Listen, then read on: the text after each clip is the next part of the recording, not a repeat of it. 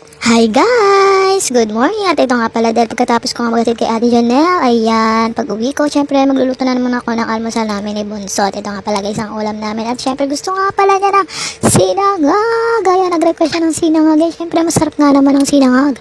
Lalo na pag mainit-init. Ayan na guys, nagluto na po tayo. Ayan. Ayan guys, sarap niya sinangag. Bango-bango.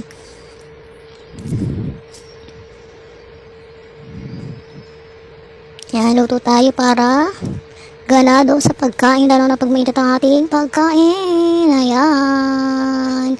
Halo-halo kung sino gumalaw ay siyang taya charis. Ayan nga pala, halo-halo na naman ang mother nyo guys. Yes. Ayan.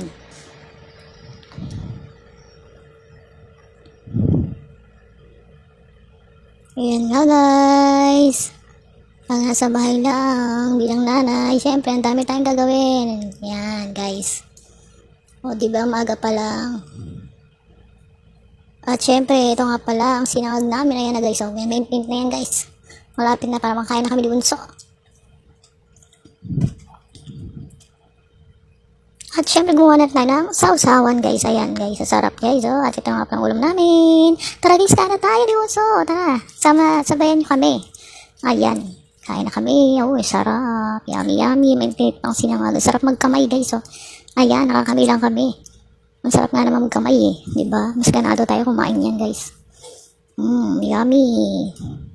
Kayo, guys, kapag almusal na ba? Almusal na rin tayo, guys, para may energy sa umaga. Ayan. Yan, maaga pa lang. Yan, kain na kami almusal. Tapos mamaya pa kami pagpahinga. Tulog na naman. Dahil mamaya may pasok si Bunso. Panghapon kasi siya, guys. Ayan. At hanggang dito na lang. Thanks for